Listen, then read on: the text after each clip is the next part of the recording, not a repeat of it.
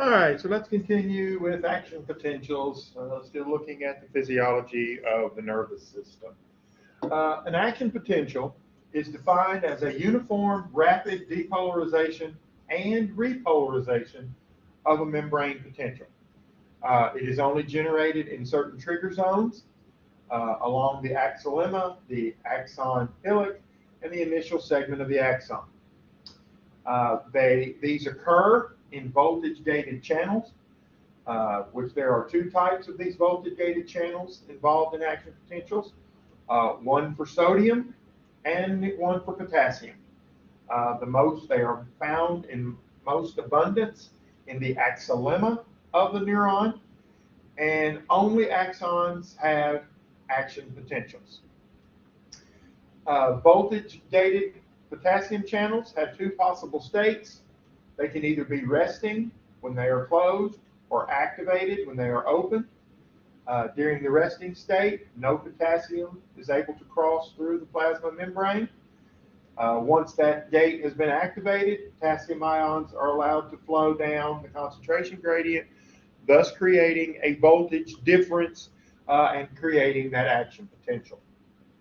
And here is an example of an action potential. Here is the potassium gate. You see that it's closed. Nothing can pass through.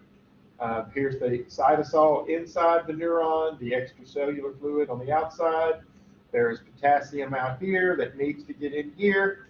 Once that gate gets activated, the potassium can then flow through. The sodium channels also have two gates. There is an activation stage. There's an inactivation stage. However, with the sodium, there are three states. It can be resting. The gate is open. During the inactivation gate is open during the resting stage. The activation gate is closed, so no sodium is able to move. It can be in an activated state where the voltage changes, opens the activation gate. Both activation and inactivation gates are open when an action potential is initiated. Once these are both open, then the sodium can move. When it is in an inactivated state, the inactivation gate is closed and the activation gate is open. So exactly the opposite of the resting stage. The channel no longer allows sodium ions to move through. Once an action potential is over, the channel returns to its resting state. And there's the picture. Here's at the resting state. You'll see that the gate is closed. Nothing can happen. The activation gate then opens in its activated state, which allows the sodium to move from outside the cell into the cell. Here is the inactivated state where the gate is closed. Neuronal action potential has three general phases. Each one of these phases lasts only a few milliseconds, and you have seen these before in the muscle, when we were talking about muscle action potentials. You have the depolarization phase, where the membrane potential rises towards zero. Remember, the membrane potential is normally negative. It is normally some negative number of millivolts. Then it becomes a positive for a very brief moment. The repolarization phase is when the membrane potential returns to its negative value. So say it goes from a negative 60 up to a negative 40, and then it returns to negative 60. Hyperpolarization in a membrane potential is a temporary event that becomes more negative than resting. So the resting stage is 70 below, a negative 70 millivolts. It drops down to a negative 90. That would be hyperpolarization. Action potentials proceeds through the following steps, and there's a couple of figures that I'll show you here in a moment. But the first thing that has to happen is a local potential must be able to depolarize the axon strongly enough to reach a level of a threshold, which is usually about a minus 55 millivolts. Once that threshold is reached, the voltage-gated sodium channels activate, and sodium ions flow into the axon, causing depolarization.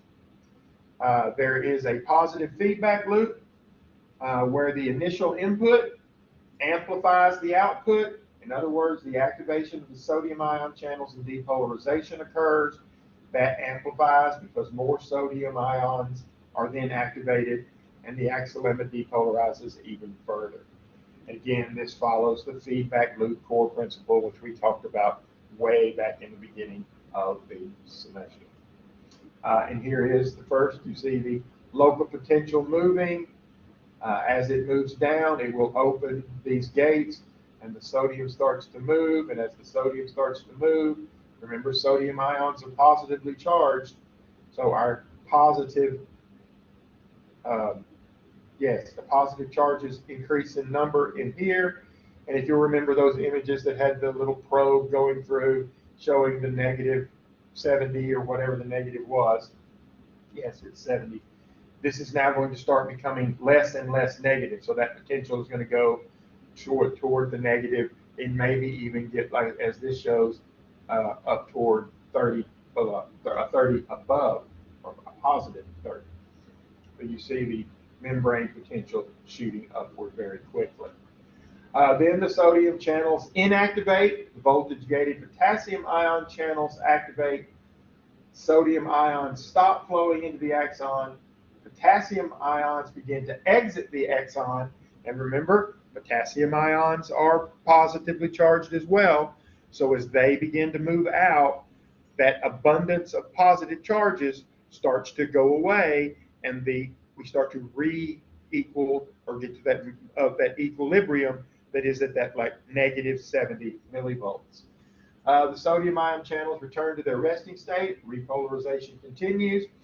The axolemma may hyperpolarize before the potassium ions return to their resting state. Then the axolemma returns to the resting potential. And here's this. Now the sodium is closed. Potassium starts to go out. That's where our action potential starts to move down. It continues to come down until it gets back to approximately the 70. You see here for momentarily, it will dip below the 70 down to 75 or even maybe 80, a negative 80, but then it will eventually level back out as repolarization occurs. The refractory period, just like in the muscle tissue, the refractory period after a neuron has generated an action potential, it cannot be stimulated to generate another action potential, and the refractory period, during the refractory period, we cannot stimulate another potential. It is divided into two phases. You have the absolute refractory period when no additional stimulus, no matter how strong, is able to produce additional action potential. This coincides with voltage-gated sodium channels being activated and inactivated, and those sodium channels may not be activated until they return to their resting state. Activation gates closed, inactivation gates open. The relative refractory period follows immediately after the absolute refractory period.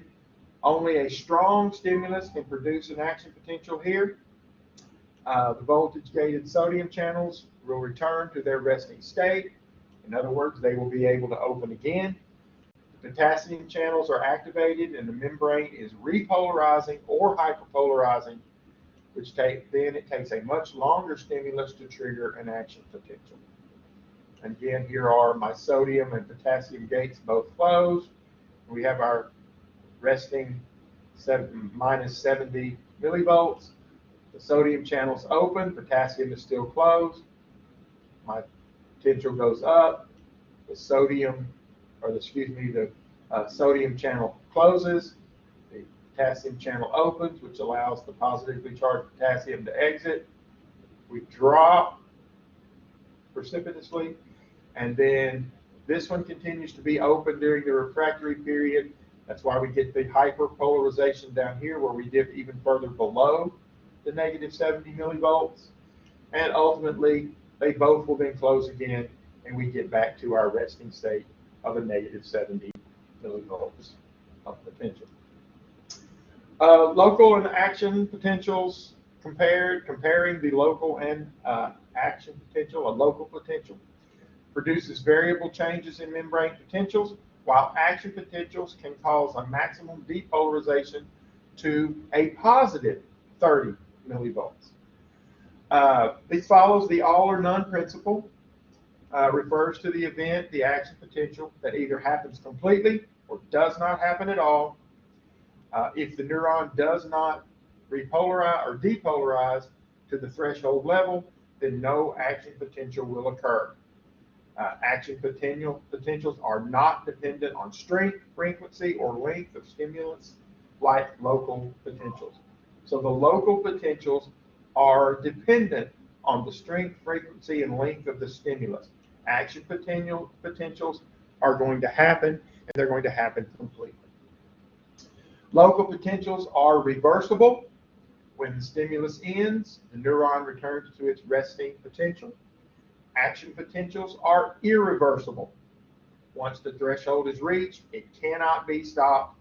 It will proceed to completion. Again, that all or none idea. Signal distance is greater for action potential versus local potential. Again, always remember, whenever in physiology and anatomy we talk about things being local, that means they're very close. They stay in one area. They don't tend to propagate or spread. Local potentials are decremental. They decrease in strength over a very short distance, whereas action potentials are non-decremental. The signal strength does not decrease despite how far the message has to go. So locals are going to stay very close. They're going to decrease in strength. Action potentials do not decrease in their strength level. Propagation, again, the word propagation means to spread or to cast out. So action potentials must be conducted or propagated along the entire length of an axon to serve as long-distance signaling structures, and we've got some figures that will show that in just a minute. Action potentials are self-propagating, and they travel in only one direction. As one section of the axon is triggered, that triggers the next section, which triggers the next section, which triggers the next section. Each action potential triggers the next section, usually starting at a trigger zone and ending at axon terminals. Think of a row of dominoes that you push the first domino over, it knocks the second one over, which knocks the third one, which knocks the fourth one, which knocks the fifth one. You've all seen those videos of people who stack dominoes and then knock them over. Action potentials travel in one direction as the sodium ion channels of each successive section go into its refractory period as the next section depolarizes. Action potential propagation down the axon is referred to as a nerve impulse. Action potential is propagated down following a very specific sequence of events. The axolemma depolarizes to threshold due to local potentials. So that happens right here. The sodium channels activate, and action potential is triggered and spreads down. So here we think the sodium action. This one's open. These are open. These are closed. You see the sodium, the potassium gates are also closed, but the signal is coming here. The next thing that will happen is that these sodium channels will open while these sodium channels close. So see, there's the potassium channels opening, which closes these. Now these are open.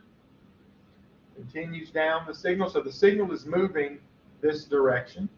The next thing that's going to happen is these potassium channels will open, which will cause these sodium channels to close and these sodium channels to open, and the signal continues moving in that direction. The rate of propagation is referred to as the conduction speed. This is influenced by both the diameter of the axon and the degree of myelination. This is what determines how rapidly signals can occur within a nervous system. Axons with larger diameters have faster conduction speeds because larger axons have lower resistance to conduction. Current flows more easily. Again, structure function core principle. And what is the structure and function core principle? Things are made the way they are to do a job, and they can do that job because of the way they're made.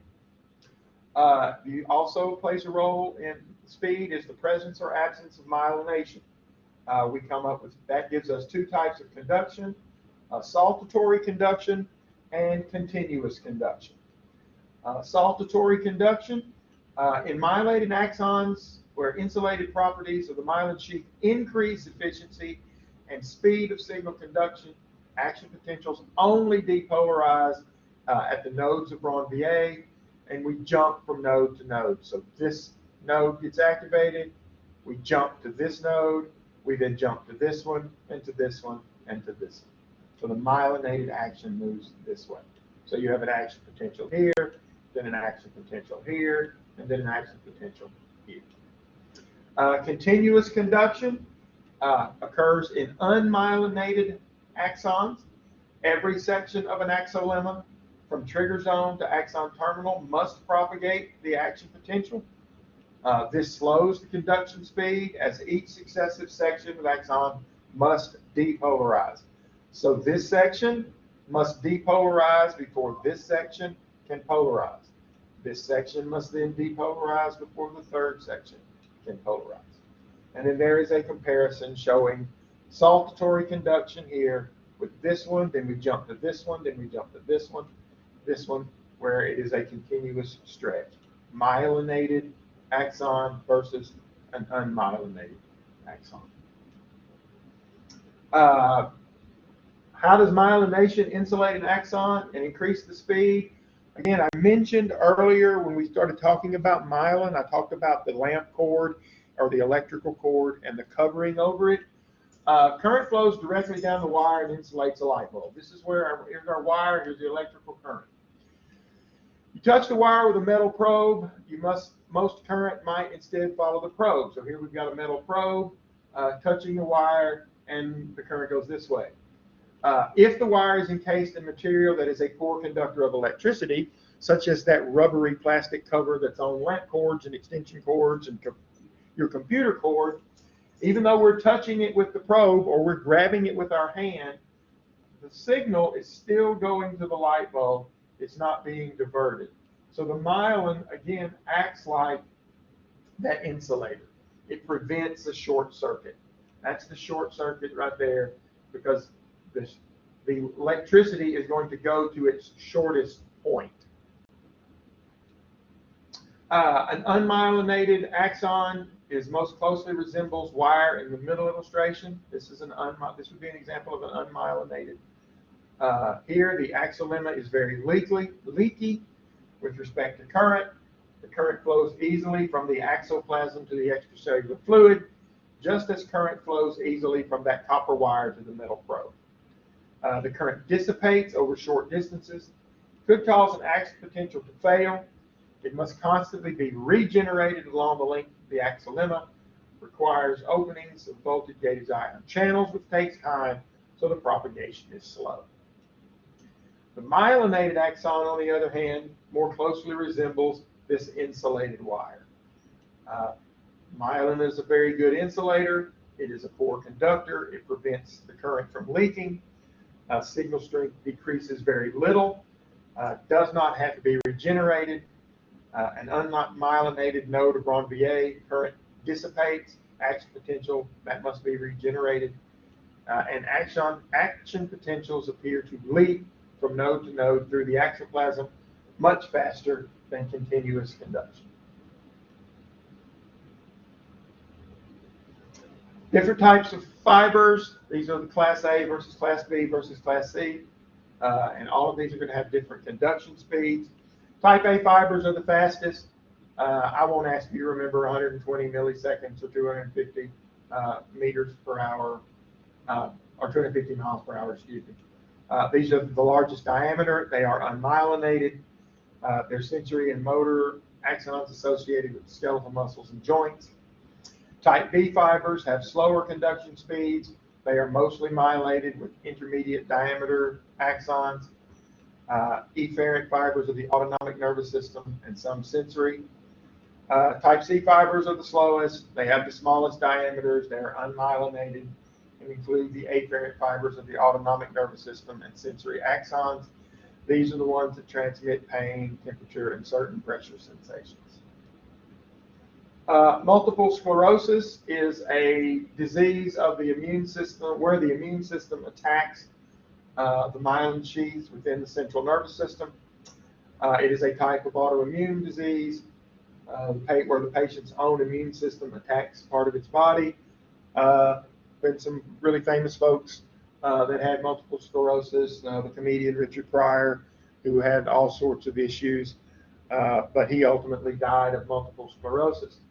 Multiple sclerosis causes progressive loss of the myelin sheath, which in turn causes loss of current from the neurons, which in turn causes loss of motor functions. The results from the progressive slowing of action potential propagation depends on the region of the central nervous system affected. Most exhibit changes in sensation, numbness, alteration in behavior and cognitive abilities, and motor dysfunction, including paralysis. The big picture of action potentials. Here is the local potentials that start right here. This is the axon. There's the cell body. Here's the large axon off the neuron. This is the neuron. There's the trigger zone. The action potential starts this way.